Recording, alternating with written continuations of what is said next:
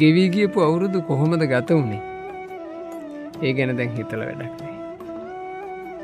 ඉස්සරහා අවුරුදු වල මොනෝ වෙයිද? ඒ ගැන තාම හිතා ගන්න පුළුවන් කමක් නෑ. දැන් ඔබ මොනවා කර කර දින්නේ? ආන් ඒක තමයි වැදගත්. මේ මොහොත ලස්සනට ගත කරනවා නම් ඒක තමයි වැදගත්. මේ මොහොත සාර්ථකව ගෙවෙනවා නම් ඒක තමයි වැදගත්.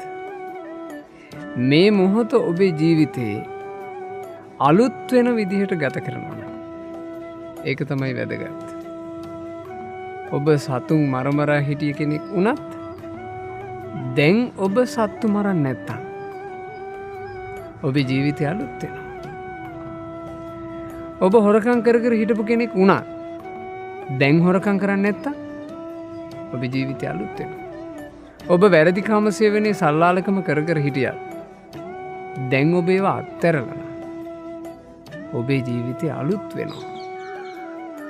බොරු කිය හිටියත් දැන් ඔබ බොරු කියන්නේ නැත්තම් සත්‍ය කතා කරනවා නම් ඔබේ ජීවිතය අලුත් වෙනවා. මත්ද්‍රව්‍ය මත්පැන් ආදී පාවිච්චි කර කර හිටියත් ඔබ දැන් ඒ දේවල් අත්හැරලා නම් ඔබේ ජීවිතය අලුත් වෙනවා. ඒ නිසා ගෙවී ගියපු අතීතේ පරණ වුණා. ඉස්සරහට මොනවා වෙයිද කියලා අපි දන්නේ. දැන් මේ මොහොත ඔබට පුළුවන් තරම් ලස්සනට හදන්න. කලින් පොයවල් වල උපෝසත අෂ්ටාංග සීලේ ගන්න බැරි වුණත් දැන් එළඹෙන පොය තියෙනවා. ඒ පොයවල් වල ඔබ අනිවාර්යෙන් උපෝසත අෂ්ටාංග සීලේ ගන්න. සිල්වත් වෙන්න. ඔබේ ජීවිතය අලුත් වෙයි. එහෙම අලුත් වෙන දවස් වලින් ඔබ සතියක් ගත කරොත් ඔබේ සතිය අලුත්.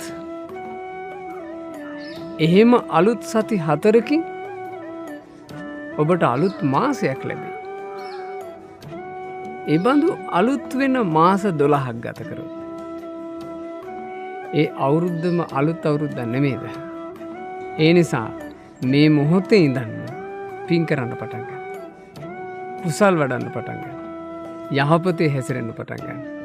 ධර්මයේ හැසිරෙන්න පටන් ගන්න. සිල්වත් වීම පටන් ගන්න.